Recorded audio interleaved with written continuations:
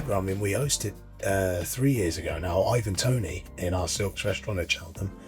And the one thing, Ivan was such a lovely guy. And, you know, although I don't necessarily think he should still be playing in Saudi because he's a better footballer than that. Yeah. I don't begrudge him the move for it because he came on a table with just him and his family. He was honestly the most lovely guy on the planet. He was so down to earth. But he sat there and he had water all day. And he was in this environment where it's Gold Cup there at Cheltenham. It was an international break that following weekend.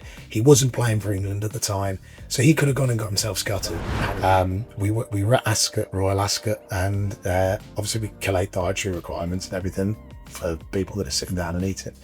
And one of the guys who was a customer of ours in our facility, he had said that one of his guests had a nut allergy. So we passed that on to the caterers. And anyway, long story short. Lost in translation. Well, no, Ascot served a meal that had a pine nut in it. And on the British nut register, a pine nut isn't classed as a nut. Right. So we've given the nut allergy. Caterers have looked at it, but I mean, it blows my mind. It'll probably blow your mind, but it isn't a nut allergy. Cool. A nut. It's a pine nut, but it's not a nut. I mean, this year at Cheltenham, we had on Jordan Pippen's table, we had Rob Edwards, who was the old Luton manager, John O'Shea, who's currently the assistant Irish manager, Stephen Hunt, who's a football agent, which is where all the connection came, because I know Stephen through Ian Williams' yard on the racing side of things. Yeah. And you couldn't meet, as a group of four lads, you couldn't be more fun, down-to-earth, kind lads who were just there for a laugh and a joke, you know. And sorry, they brought Johnny Evans along, who's obviously just been a Leicester. Yeah. But, you know, it must be quite hard for some of these lads who are footballers going to Cheltenham, for instance, and every 10 seconds you're like, can I pitch him, mate? Yeah. Can I pitch him? Yeah. You would be like, oh, Christ, can I just watch this race at one Yeah. point? You know what I mean? Yeah. But they were all so We forward bought into this. and they were really down to earth lads. But no, I'm not going to make it too formal. No, that's The feedback we've got off it is that it's turned into a bit of like a TV show. It's like, hi there, B2B. So we're here this week with Stuart Parsons. We're going to just ditch that and just go into the chat. So if you want to just tell me a little bit about what you do and if you let me know what you want me to enjoy myself first. So obviously we know each other from previous and some good times and some messy times, but obviously business wise then, which puts you in these opportunities. Just tell me a little bit about what you're doing. Yeah, so obviously my name's Stuart Parsons. I'm the sales director for Eventmasters.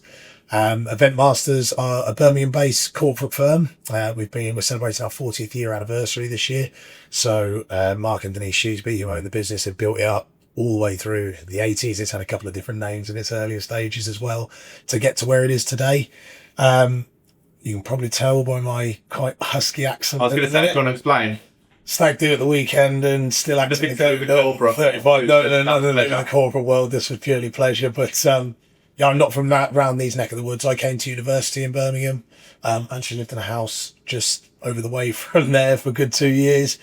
Stayed in Birmingham, worked in recruitment for the first 2 years that I was out of university, and then stumbled across what is now the best job in the world. So yeah, selling corporate hospitality at all the major sporting events. And as you know, Kev, from us being in Germany together in all different places, it takes you far and wide. It's a very nice time. Yeah, absolutely. So did you work for recruitment when you come around? So I started off with a company called Project Resource, who were based across the pub was called the Lazy Cow back then. I think it's the Beach House in Solihull. They were based in the grey office blocks from there. It's kind of the standard uni move, really. I think that when you come out of uni, you didn't really know what to do. They have all these work fairs and different things, and I went across, there was just a load of recruiting firms there, and big lad, gift of the gab, likes to try and put himself in places. But you in recruitment. Feel a little bit awkward. So I got given this job. It was doing construction freelance recruitment, recruiting highways engineers actually for on the M6 and different things like that. But it was just a nightmare. I mean, you get people a job, and then they'd be starting on the Monday, on the Sunday night, they'd phone you up and say they're not coming in because I used to work in recruitment. Yeah, you know the crack. Yeah. And it was like it gave me so many different transferable skills. Yeah. I learned how to deal with candidates and individuals as people, but also business owners, decision makers, etc. So I felt like I needed those 2 years to get to where I wanted to get to in life, and I didn't know it at the time.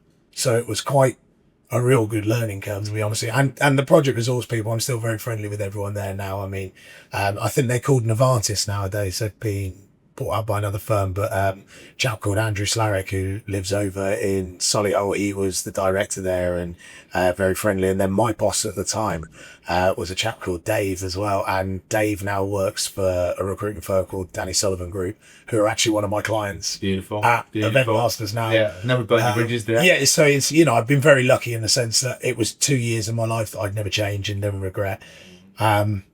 But yeah, I was sat in work one day and I remember my housemate at the time, Matt Long, who works in recruitment himself, actually sent me a picture of the Eventmasters website, and it just had on the bottom like a "We are recruiting" land page bit, and I thought, well, I'll have a little look around, see what it is, and it was showing pictures of Edgbaston, pictures of Premier League football grounds and all sorts of stuff, which then piqued my interest. And then looking at it, it was like, okay, right, hospitality packages, right, let's have a little figure. Oh, they do the Cheltenham Festival. I'm mad into my horse racing, I've grown up around it.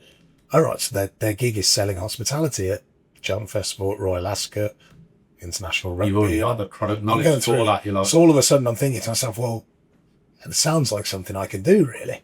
So I just picked up the phone on the landline whilst I was at lunch, actually, at Project Resource one day.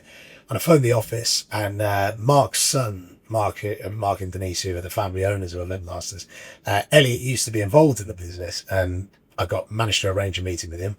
So I went in 2 days later, I think it was, in December of 2011. I always remember it because I went to the Euros in 2012 in France, I think it was. Yeah, it must be 2012 in France. Yeah. And that basically, it was the December of 2011 that I had the interview on the Friday. I handed in my notice on the Monday after being offered the job, and I started on January the 5th in 2012, and that was the Eventmasters roller coaster that started from there. Right. So yeah, it was a real big birth. And obviously the way that our like business is set up now, in the sense that we do corporate or all the major sporting events, the calendar year's really structured it. I've probably got a little bit of OCD, a little bit probably ADHD and all sorts of different things. We all are now. Yeah. But like the way that we have to sell products, it's like a school timetable. So you know the Premier League football is August through to May. So I know that that's going to be a lot of my week to week selling Premier League football, because we own stock at Spurs, Chelsea, Liverpool, Aston Villa, Arsenal. You never know. One day Blues, if they get back to the Premier League days. A long way. Maybe even next year with the Championship. Yeah. And then in between that, your other major events that happen in the UK, like the Six Nations, are obviously, it's almost quarterly done. So it's like you go through a school year, which is quite structured and allows me to organise myself in a calendar basis. So yeah, it's worked out really well. I've been with Eventmasters for 10 years now. So I started off as a sales executive. We've grown quite considerably since then. We're still a relatively small team in comparison. I think people will probably look at Eventmasters and think it's 50, 60, 70 people that work there. But we've got a good name, isn't it? Yeah, look, without blowing our own trumpet, we are top of the tree in the hospitality field and within that sector. And that's the reason why we're lucky enough to be able to work with Cheltenham, with Ascot Racecourses, they're officially appointed suppliers, but also as well with the likes of the Premier League football clubs that we do, because if we didn't have that established name and we didn't have the products that we have, they wouldn't, they wouldn't appoint us really on all of these places. So how can you only do certain clubs? Is it a mindful thing, or would you do all of the clubs? It's something that works really. I mean, like obviously, as you would have with any business, you tend to have your field of where your clients are. So horse racing's become a massive part of it, because Eventmasters is madly into its horse racing. So Mark, we own a number of racehorses that are within Eventmasters Racing, so they're named under the company colours and they run under the company colours. And it's been something that Mark's loved his whole life, and then the people who have come into the business have loved. And because I love horse racing, it then takes us down the horse racing routes, and naturally the conversations I have with people, I end up speaking to like-minded people who are into horses themselves. Football wise, it's, we want to be involved with all the biggest clubs that we can be. Yeah. Some of the clubs are easier to work with than others. But that's the same with anything in life. But it's not that we pick and choose who we work with. We would try and work with as many people as we can. It's just having the right opportunity, but it's got to be the right for both parties. There's no point of us getting involved with a product if we aren't going to be able to sell it, or if we haven't got a client base for it. But if we feel that we can enhance the product and, the football club feel that it's beneficial to them to have that amount of seats. I mean, take Aston Villa, who are over the way from here. We never actually worked with them on a direct basis, apart from maybe 2 or 3 games for the last 4 or 5 years. We got involved in the Birmingham Chamber a little bit more on the back end of COVID. Met a few people down at Villa, conversations happened. We took on our first table with the club last year, which was 6 places in the Lions Lounge. Halfway through the season last year, we then took an extra 25 lower grounds on that. And then this year they've obviously revamped the hospitality completely similar to what they have done at Blues. But we've gone to 6 in the 150, 25 in the lower grounds, and then we've enhanced for next season to 12 in the 150 with 25 lower grounds. So the product's ever growing down. In the Champions League now. Yeah, I mean, so with PSG this year, we had sort of nearly 100 guests up per game. Celtic was our busiest one because of the British fixture that it had. But, it's been really good for us. And that's come because we are obviously a Birmingham-based company, that it works really well with our clientele, with the people. And it's important, the same ways. I always say when I moved to Birmingham, when I was here from down in the southwest, I came up to the city, Blues, Wolves, Baggies and Villa were all Prem clubs. And none of them were doing particularly well in the Prem at that time. Yeah. Blues obviously had won the Carling Cup. But the city was booming though. Yeah. It was like every time you walk around on a Saturday, there'd be different, thousands of away supporters from, might be London for Chelsea, it might be Liverpool, it might be Manchester. And then I look back at that as somebody who's not from the city, and you feel quite like the city deserves to have that back because of the place that it is. And I suppose that's why, with us being a Birmingham-based company, it's really important for us to work with the clubs that are from our roots. It can't be a Birmingham-based company that's been here for 40 years, based in the Jewellery Quarter, and have no allegiance in Aston Villa, who are flying in the Premier League.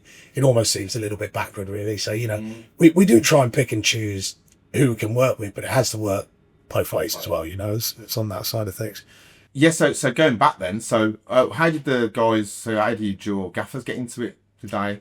So Mark, actually, who sort of heads up and owns Eventmasters from it, he started way back when with Moseley Rugby Club, was the commercial manager of Moseley, ended up then going into sort of his own business. Then 2 guys headed into each other. It wasn't under the name of Eventmasters. I forget exactly what the name was because it was a little bit before my lifetime more than anything. But yeah, Mark then ended up going solo and Eventmasters being created. So it's always had a sporting background within the Sheathby dynasty as such, with it, even from being commercial manager at Moseley, getting all the gigs in down there, on a corporate basis, getting people to go and see Moseley Rugby Club on a corporate side of things, sponsorship deals, etc. Then it went into, obviously, Mark and a chap called Ivor, who were business partners together. And then Mark ended up going on his own and buying Ivor out. And that made what is Eventmasters. Actually, don't quote me, I might not be 100% correct, but it'd be on the lines of this. The 2008 recession proved to be quite positive for Eventmasters, in the sense that a chap who is called Craig Stadden, who's now the head of Blumpton Racecourse. He used to be the main hospitality manager down at Cheltenham. And in 2008, hospitality areas were sparse, but a box opportunity became available in the final fence structure area, probably because there was not a lot of money about with the recession, etc. Mark and Denise took a jump in and said, we'll take it, in the aim that they knew if they could just break even or even take a minor loss, it gives them a foothold in at Cheltenham that we never had. Wow. And I think, again, don't quote me exact numbers on this, but I think it was something like maybe 100 covers, 120 covers that year at Cheltenham. We've just finished the festival this year in March, and we welcomed 3,500 people through Eventmasters to Cheltenham. So for that gamble. Yeah, exactly. And, from being at 120, it's kind of similar to what I was saying with Villa. It's starting at 6. Yeah, it's not a huge number. Villa are going to be getting 40,000 people or 50,000 people. But if you look at the way that it's grown and grown, I mean, even during my time at EM, we used to have 4 box seats at Tottenham Hotspur, and it was the old White Hart Lane.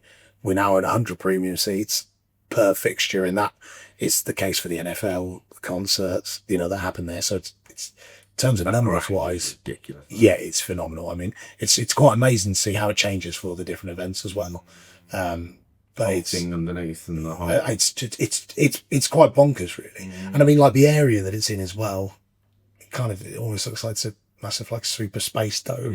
Just plopped into to quite a rough part of North London, really. But it's no, I mean, it's arguably the stadium in the world, isn't it? And I think you look at what Manchester United's plans are, even to a certain extent, Blues' plans. You see all the redevelopments. I think everyone's trying to do their own version of what Tottenham have created. Okay. I mean, it's like you said, and it's something that we're very lucky that we're involved there, because everybody wants to go and see it.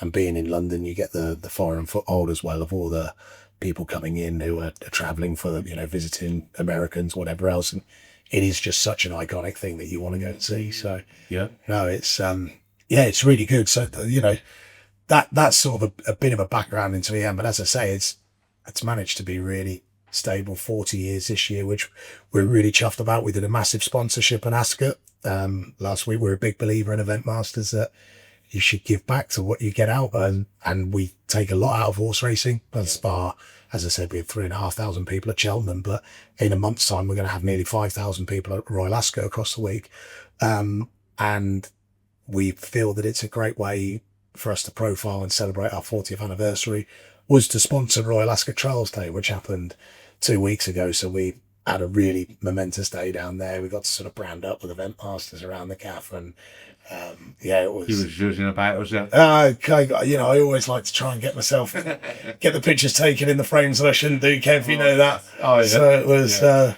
No, but it's been very, very good to us over the years at Ascot, and it's something that we feel that as we take so much out of the racing game, to give back and do a sponsorship through that was really quite important for us. So, and it was a very proud chest out moment, because I'm proud of it from only working at the company for 10 years, and I feel that I've been part of the growth to get it to where it is within the 40 years now. I was appointed sales director 2 years ago, so my work up the ladder has been obviously a really important part of it. But for Mark and Denise, I think for those two to see, I'd imagine they're baby. Well, they've gone through what must be tough times as business owners. So the very, very top of the tree. Yeah. Times it's pretty amazing, really, and I think we were all very proud that was the way it was. I'm very happy to be down there celebrating it on that basis. So from a personal point of view, what have been your standout moments, or what's an event that has exceeded your expectations that you just like, you get there and you do it on the day, just like, I can't believe I've been selling this. Yeah. Well, I mean, I was always, as a young nipper, taken along to Cheltenham, taken along to Ascot. Me and my dad love our racing. We've always done it together. And I pinch myself every time that I walk through the doors and call that work at hospitality. I was lucky enough a couple of years ago I'm a Bristol City fan, and I did a deal with the Bristol City team at the time to service a Cheltenham hospitality order. And it was, absolutely. I mean, like, look, it was looking after the boys that I idolised on a Saturday, really. So, that's always a pinch myself moment. I think a lot of first name terms and then being like, in that basis, we are lucky in our line of work. We come across obviously quite a lot of high-end people. We deal with a number of high-end people that, well, you live a millionaire's lifestyle without being a millionaire. Well, certainly in my case. But the doors that it opens to you, and the people that you'll meet through it's quite unbelievable, to be honest with you. And it's even the people that we'll meet who are invitees of people within these boxes as well.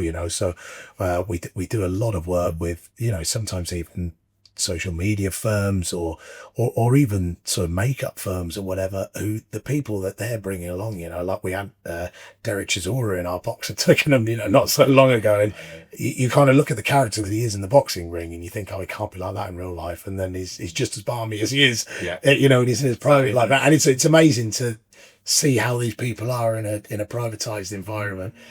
So I would say, in terms of actually, what do I pinch myself? I pinch myself almost every day when I get to work in an event. They're the real bonus things. Don't get me wrong, there's a lot of hard grafting behind it. I've seen you outside, you're on the phone. I've spoke to you, I've seen you on an event, and Germany even, and then you run the and Germany, when we were there for the semi-final of the Euros, that's obviously my personal time, really. That I follow England away as a hobby more than anything.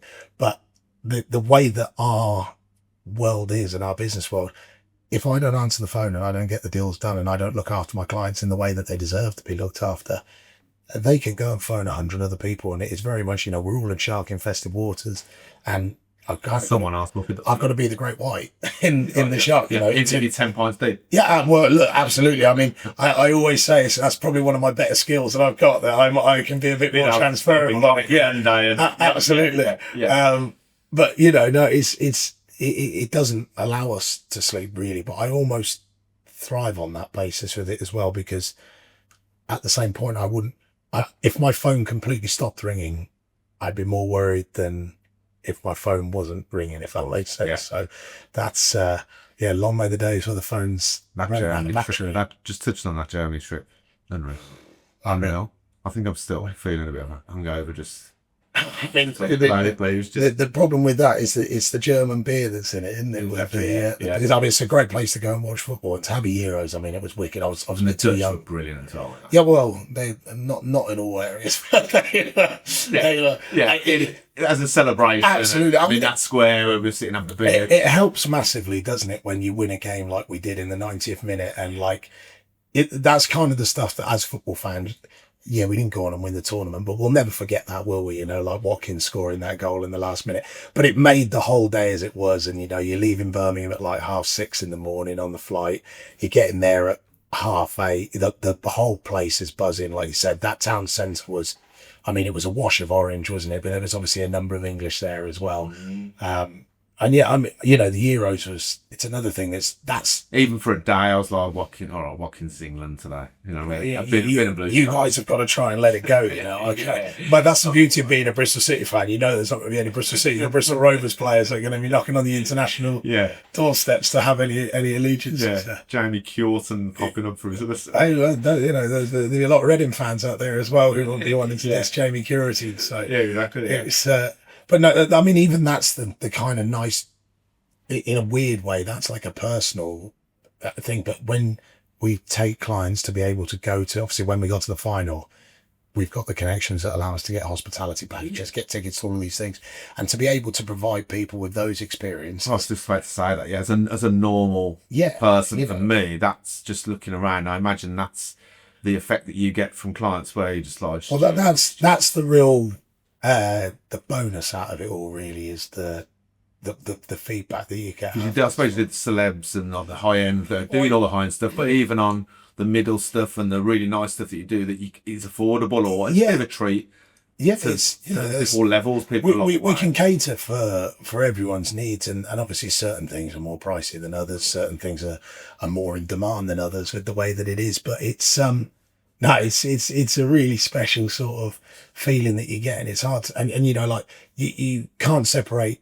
If you bought just 2 tickets off of me to go to Villa versus Spurs on Friday, just for argument's sake, which might cost you 199 quid plus VAT with full hospitality, that isn't going to retire anyone on what we're doing. But the thrill of when a client texts me and says, if Villa have won 3-0 or something, and you get that picture of him and his son that are in the ground, then my son's loved his first ever game of football. That's sometimes worth more than having the high-end celebrity that you've looked after, because, and we use Trustpilot and different methods as well, because we obviously have, with the high amount of money that there are on certain products, it's important that people see feedback from experiences of they've had and it's so heartwarming when you get a Trustpilot feedback that is really good. And to be honest with you, really daft way, but it's just as important to get the ones that don't go well, because we can't sit in an ivory tower and say that everything's swimmingly well. That's something for you as a sales director to be like, okay, take upon, or someone else to be like, okay, lads or girls and people, we've had this, let's work on this. And I remember we came out of the pandemic, and obviously everyone was going to different events everywhere because we'd had a real terrible 2 years, and then we got really lucky in how we were supported afterwards. But we were at Ascot, Royal Ascot, and obviously we collate dietary requirements and everything for people that are sitting down and eating. And one of the guys who was a customer of ours in our facility, he had said that one of his guests had a nut allergy. So we passed that on to the caterers. And anyway, long story short... Lost in translation. Well, no, Ascot served a meal that had a pine nut in it. And on the British nut register, a pine nut isn't classed as a nut. Why? So we've given the nut allergy caterers have looked at it, but I mean, it blows my mind. It'll probably blow your mind, but it isn't a nut allergy. Cool. A nut. It's a pine nut, but it's not a nut. Yeah. And they've carried on. I suppose coconut isn't, is it? Well, yeah, but it's still a bit technical for me, that, you know. Everything with nut in just... And the next thing, you know, we've got like paramedics in the facility. I mean, you know, it's quite squeaky bum time. I mean, we were sort of... You're worried with something like a nut allergy that... Where'd you go from there, you know? It's a serious thing, isn't it? But I mean, as daft as that sounds, that's an experience that'll only ever happen once. Well, yeah, and we'll learn from it. And if I know, you know, it's been 4 or 5 years since then. But if somebody now says to me that I've got a nut allergy, and I know that I'm now looking at menus or looking at the finer details on it, and it's made me more aware of, you know, something that wasn't even a knowledgeable part of me, the food industry and what they class as something, because ultimately that, although it's not any, we passed on the information we did, wasn't really anything that we could have done to affect it. Yeah, the book stops with you. Absolutely, the clients paid the money to us, so I've got to be big enough and ugly enough to take the screaming, the blame from it. But I always try and turn it into a positive and look back at how we can make sure that doesn't happen again. And that's why I see the person was okay.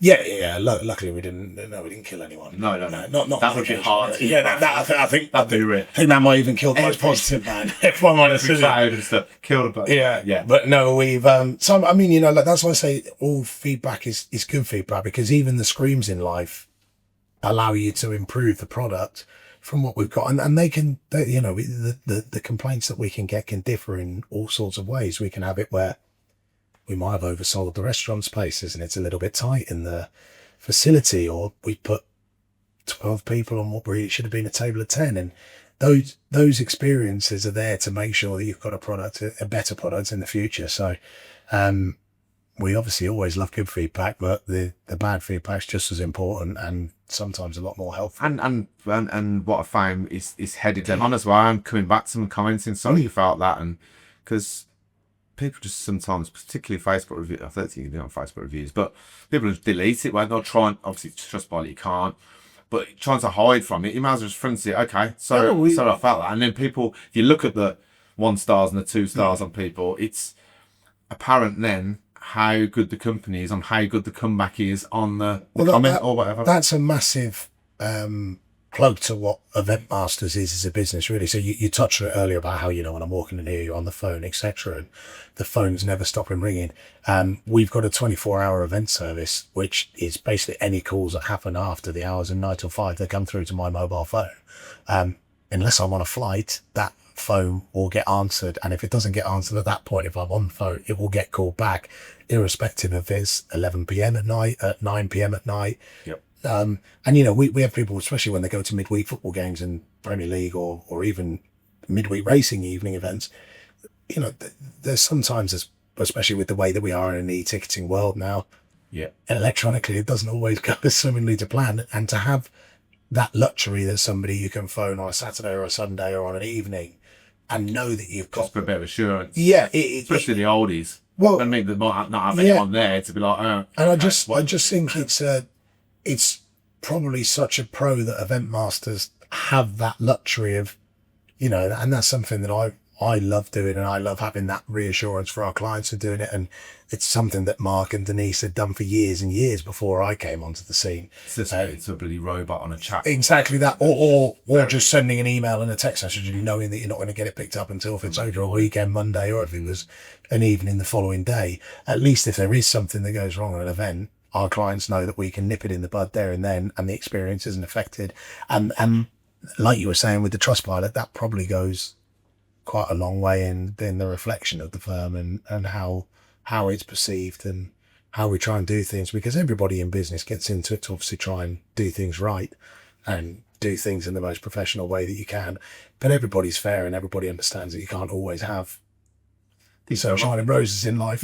How you do that? Absolutely. And, you know, I'd say with what we do, we've got people at events every night of the week. So we'll have people at the Co-op Arena at Manchester tomorrow for Bruce Springsteen, right. You know, just all sorts of weird and wonderful things that you couldn't imagine. We've got people at Utox races this Saturday.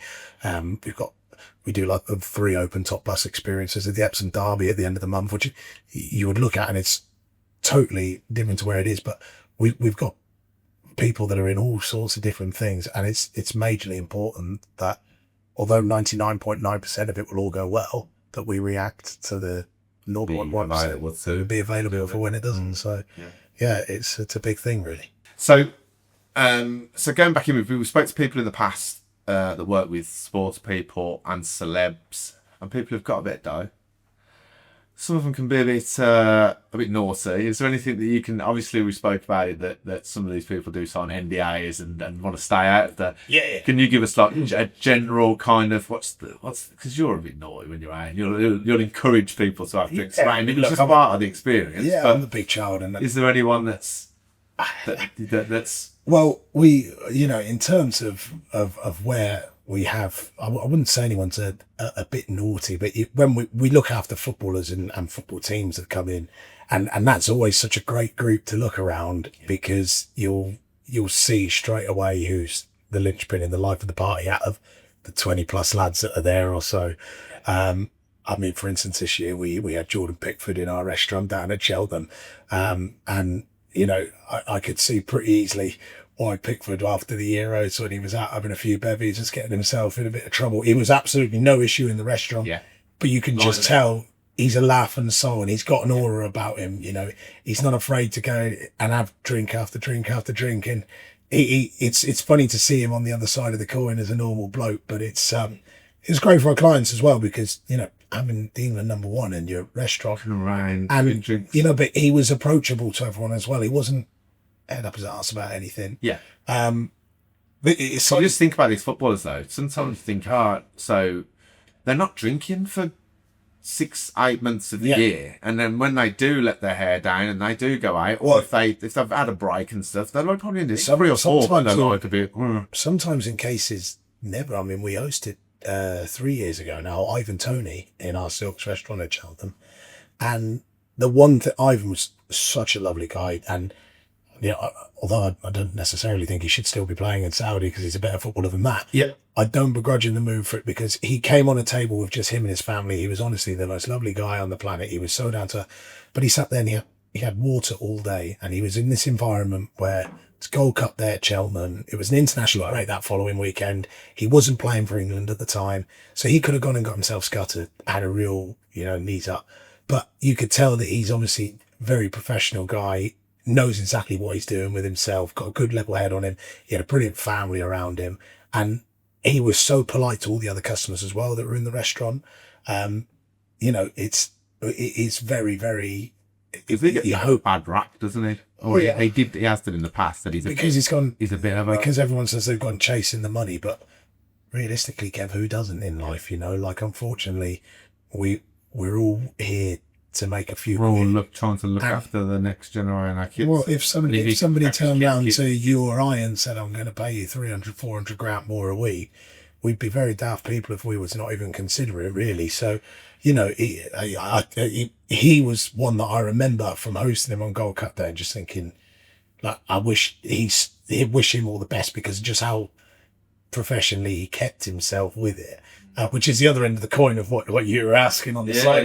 But, do you sometimes have preconceptions and think, these might be a bit, and not, or I remember you're in the boat and you're not. Yeah, I mean, I remember from my kind of thing. I remember we used to have Craig Wallace once upon a time that used to come back in. This is when I first started now in our hospitality, and he's not somebody that I would view as a major celeb, for instance. But I remember thinking at the time, like, he's a bit of a, dick. Yeah, I didn't know if I wanted to say. He was having it all for himself, kind of thing. And then you see what came out last year, and my missus is like, I'm sure, like 8 years ago, you were saying that he was a bit up himself and a bit of an arsepipe, whereas like the preconception, there's other celebrities that I deal with that I can't name because of NDAs. Yeah, and they're paying you some. Well, no, but it's more, that they're doing a good service for us, but like they have one persona and one personality that is for the TV. Yeah, and they're a completely different opposite in like, and they can be the most hard-nosed person when they're on TV and they're in the public eye, but when they're in like a box of the racing, family and friends. but they're the most generous people I've ever seen. You know, I've seen some of these celebrities. When you go into hospitality, you know, the people who are working in the boxes that do such a great job to make sure that the day is as good as it is.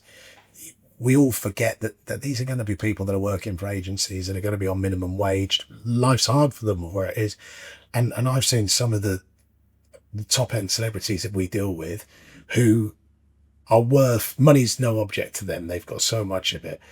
And you see their professional life from what we see as the general public, and you'd think, God, what an absolute wanker they must be. And then I see them in like a private thing around their family. And then they're tipping the person who's hosted the box or works in the box £500-600 in a cash tip, which that's going to change that individual's. But they would never go inside it. They're doing that. They're just doing. They don't want any. They don't want any. They don't even let anybody else in the guest things know, and it's only because we're overseeing the operation that you're noticing it, and it's quite an amazing thing to see how you can get it. But then like I was going back with like Greg Wallace when he was in the facility, and you see like the other side of the coin where you kind of think that it's almost got to him a bit. Yeah, like do you know who I am?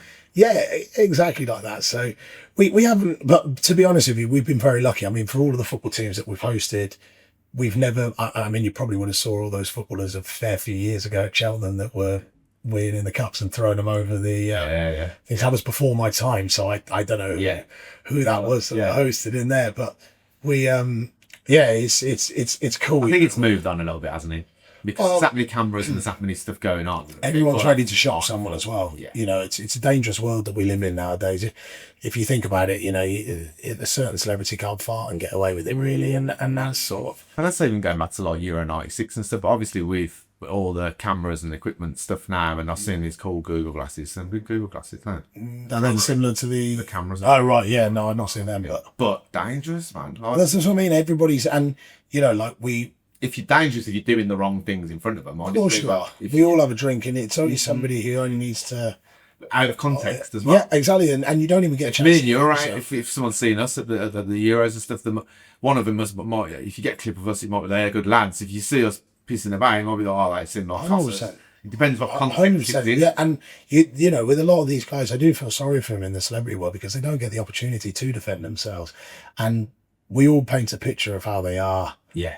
Or what they're like, and they are a lot different behind closed doors. I mean, this year at Cheltenham, we had on Jordan Pickford's table, we had Rob Edwards, who was the old Luton manager, John O'Shea, who's currently the assistant Irish manager, Stephen Hunt, who's a football agent, which is where all the connection came, because I know Stephen through Ian Williams' yard on the racing side of things. Yeah. And you couldn't meet, as a group of four lads, you couldn't be more fun, down-to-earth, kind lads who were just there for a laugh and a joke, and sorry, they brought Johnny Evans along, who's obviously just been a Leicester. Yeah. But it must be quite hard for some of these lads who are footballers going to Cheltenham, for instance, and every 10 seconds you're like, "Can I have a picture, mate? Can I have a picture?" Yeah. You would be like, "Oh, Christ, can I just watch this race at one point?" You know what I mean? And they were all so forward into this, and they were really down to earth lads. They had a good time. They had a good time with our clients. And you gravitate to them then when you're at an event and kind of. Well, yeah, because to a certain extent, when you've got names like Jordan Pickford or something that's in your restaurant, if you've bought a table off me at Cheltenham and your table's next to Jordan Pickford's table, but then you and your customers are having a laugh with Jordan Pickford, you know full well that that's something that your customers are going to be talking about for weeks, years on end. Do you remember that time we went to Cheltenham with England #1? Yeah. And the fact that they are so forthcoming, we don't ask them to be. We don't, they're a paying punter the same as you would be, or the same as anyone would be. You would never go to them and say, "Oh, listen." No, we won't. But the fact that they play the game with it is a help to me because it enhances my clients' experiences, and it is, that's, I suppose people want to be in the hospitality and be in the celebrity world because you're always going to see people that. There's a one-off. You think about this, and this is, we've got this lovely room, we've got that, and then you've got Pickford and Hunt and O'Shea and stuff bantering you next to you. You're like, what? Like, it's a pinch for most people. No, absolutely. And we have, so Matt Chapman is our Eventmasters racing ambassador. Yeah. So he's employed by us to do, basically just to come in at Cheltenham at Royal Ascot at all different racing events that we do. and he runs through the card. But he's brilliant. He says a feature on the TV every weekend on ITV. Every week time there's a big ITV racing, Sky Sports racing as well. And he's so good with our customers. You know, he's a real good laugh. He gets involved with the banter. He takes pictures. He has a pop at me as well. We have some good little. The good thing is that he's a real person about it, and people buy into that more, that they're involving themselves in the experience and rubbing shoulders with celebrities, but they're also realizing that the celebrity is just like them, just the lad, and they can relate. It's like you said, isn't it? He probably, so you see the start that you just live the dream and you enjoy every day. That's what they're doing, aren't they? Well, realistically, and they just kind of like, oh, you know, they've been given pocket aces, whereas some of us have been given pocket keys. We work on the roads, do you know what I mean? Yeah, absolutely, yeah, and it's quite amazing to see. But yeah, we get to see a fair few people who wander through the doors. Not so much, you know, our customers that will go to the Premier League football aren't going to be anybody that's really. It's more the racing, of course, F1 aspect kind of things. The money can't buy experiences, you know, on that side of things. But yeah, we deal with some pretty cool people throughout the year, so it's last time, pinch yourself moment on there again. Asking Gaz to put his hand in his pocket, check us all the way. No, he was there. He can tell you about the Tuesday. Yeah, I bet probably couldn't know. No, well, because he has 3 points. I'm sure if you ask him, he was on the table with John O'Shea. I'm pretty sure he was on he was on the same table. I'm almost 100%. Or it was sorry, it was the table next door. Apologies. Yeah, he's probably asleep in the limo on the way. No, he'd definitely been in there. So, yeah. Brilliant. So just touching upon COVID, boo hiss. What did the COVID look like in hospitality? Obviously, I know firsthand what it looked like in hospitality, what it looked like for you guys. It was quite scary, really, because we obviously... Was you braced through it? No, not really at all. I mean, we ran the Cheltenham Festival, where everybody was... Well, that's when... That was then. And all the media was like, you're the problem, Cheltenham's the problem. But from my perspective, I was like, this festival has to go ahead. I bet you because played. You know, that was, the outlays there, but and then it went that moment as well. It was like, but you can do it, but you can't do it. And it's like... Well, there weren't any things saying don't do it, was there? I remember the Friday, which was Gold Cup Day, it was practically... The football got cancelled on that weekend on the Friday morning. And I remember having quite a few calls from clients who were saying, look, FYI, we're not turning up today. And we ran like what was a sold out facility at 25% reduced capacity because we had 3 or 4 tables that didn't come. Then obviously the announcement happened on the Monday after, which was like everything stopped. And for the first... We went as well. To that year. Yeah. And for the first... That's been a bit peaky. No, well... What is that? But the first 3 months... was having to unravel all the events that we didn't have a clue what was going to happen. Yeah. You know, so it happened in April. We run 300 people what was it, 600 people at the Grand National meeting in April. Yeah. We've got all of these people who have paid for their bookings. We have no idea what's going to happen with the event. When's it going to stage? What we can do with that. Then you're short on those events. Well, no, because the problem was, if you think about how long it went on for, which was like two and a bit years nearly in the end, the insurance would never cover for what it was. So all of a sudden we're in a position now where we're looking down our order book. We've got all the remainder of the Premier League games. We've got like Aintree, Epsom. We've got them like 5,000 people that are due to go to Royal Ascot. You've then got like even smaller mini events that we're only sending 100 people to, like the Birmingham Classic and stuff like this, little golf events.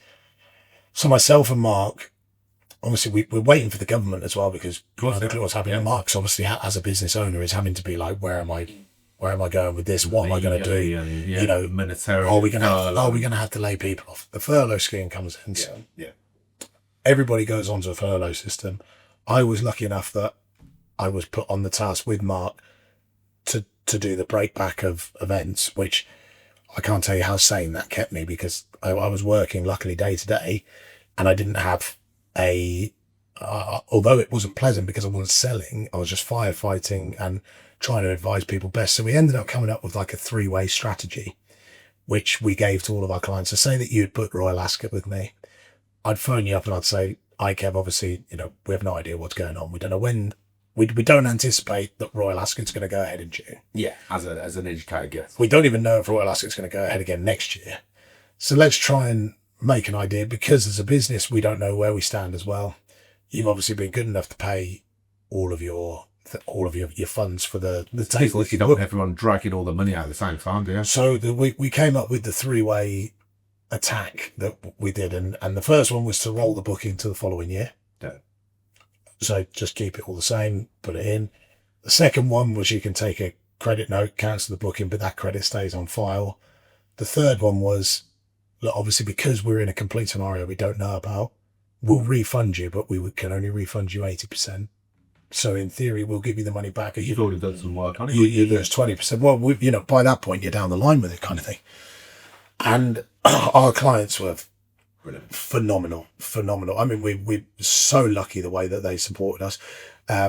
Most of the people that took like the 80% were like our foreign customers who were coming over for the Premier League football, which you expect that to be the case. Yeah. And we had certain instances as well, where we looked at a case by case, and we sometimes refunded people 100% dependent on what the situation was. Exactly that.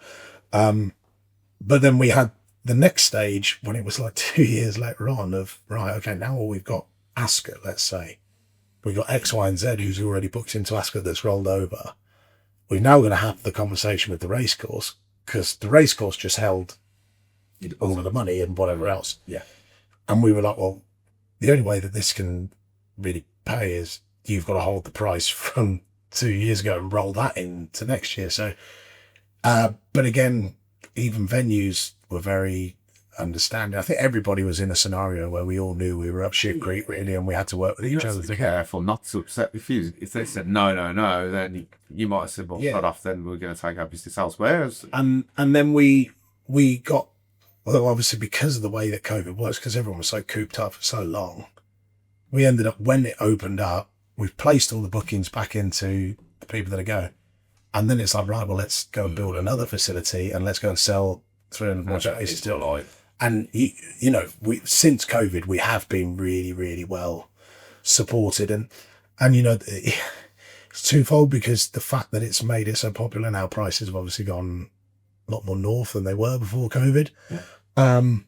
But that's just a supply and demand thing. And I think, so although COVID was terrible for us as a business, again, it was another experience that you try and look at and you say, well, and can we? It's the TripAdvisor thing again, isn't it? Yeah. And, also from my personal perspective, I went into COVID as a sales manager, and I worked closely with Mark and Denise, the owners, throughout the whole of COVID. And then they promoted me. He's all right, actually. So, yeah, he's not Chancer. 6 months after COVID into a sales director's role. So it has almost been something that's, gave me a lease into the, realistically, yeah. So I wouldn't say I was grateful because for it. Well, yeah. But, working closer together, they then got I assume they then got a feel, and you got a feel to what they're after, and you're both singing from the same hymn tune. They're not carry on that forward. I think that Mark and I and Denise and I have always been on the same page, very much so, with how we are. It's never that we're, we like all people in business. I have an opinion, Mark's have an opinion, Denise will have an opinion. But it's not an opinion that we'd fall out over. Yeah. It's a professional thing that within a certain. And Mark will say, "Well, I understand your opinion. I don't necessarily agree, so I'm going to counter for this." And then that's just the way that it should be. And to a certain extent, but you're looking for the benefit of the company. Yeah, and Mark and Denise know that, and they know, they see the hours that I put in as well, and they know that I'm on the phones in the evenings and at the weekends. So it's very much a two-way thing. I know that they trust me, and I trust them as well. So it's and they were very, very good to me throughout COVID as well, as they were the whole of the Eventmasters team, because we didn't let anyone go during COVID, which I think, when hospitality are being shut down again, when you go back to what was their last Brown in hospitality. Yeah. First thing to go. Yeah. And then to a certain extent now the government is still almost picking on it, because I get to clients who say to me now, well, why is Cheltenham, why is Ascot going up so much? And I'm like, well, you only have to look at what the government measures are.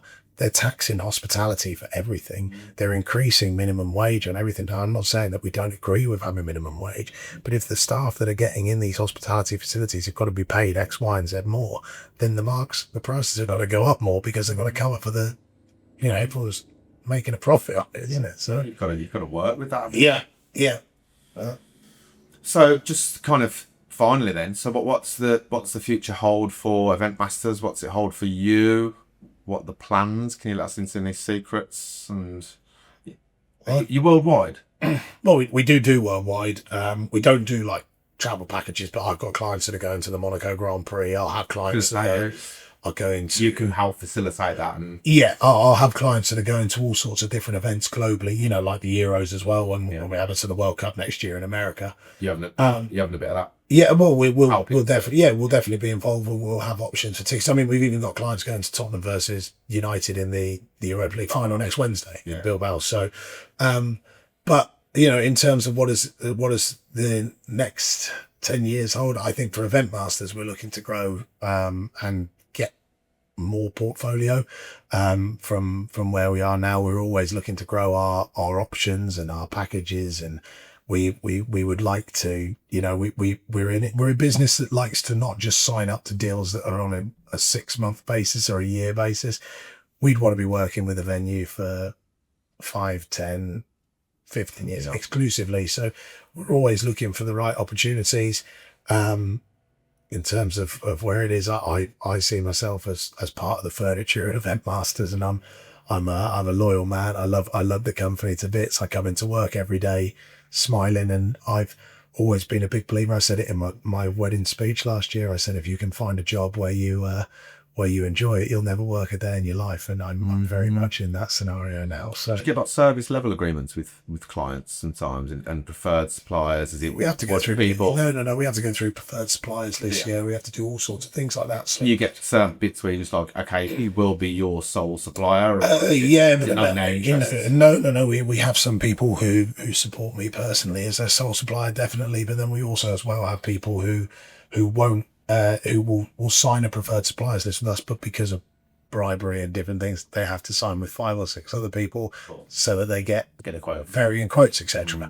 So, look, you know, competition's great in life, isn't it? If we weren't, love it as well. Yeah, well, if we were, I was over it. Yeah, I played football for 12 years at non-league level, and that's kind of the burning fire that you've got in you, isn't it? If you don't have that aspect of wanting to win, then the salesman's probably not really for you. Sales is relatively easy if you are a cool guy and you don't mind speaking about stuff that you love. Racing, it's easy, isn't it? You don't selling, is it then? So you're like, well, to a certain extent, this is what Scott. How do you come up with the prices and stuff? Sometimes I know it's if we're officially appointed by a venue, then the venue will set the price, but we're the official supplier, so we then are employed to sell it on behalf of them. Of course. The football was sort of very much a supply and demand market, and we do it by how everywhere else is placed in the market. So we have to put in a bit more research with that. We have to be a bit cuter if a game's not in demand, because the football fixtures changed to a Tuesday night from a Saturday. That might mean the price will drop, but if the game's a primetime Sunday and it's, you know, Liverpool going to win the league, then you can guarantee the price is going to go up, sort of thing. So, it's horses for courses, no pun intended. With which event is priced where, but it all really is down to what agreement we've signed with that venue. But yeah, it's I'm sure there'll be a good roller coaster for the next 5 to 10 years, whatever it is, at Eventmasters, and I'm looking forward to every step of the way. Perfect. Thanks for your time, man. Good man. Thanks, Kim. You're amazing. Top man. Cheers, brother.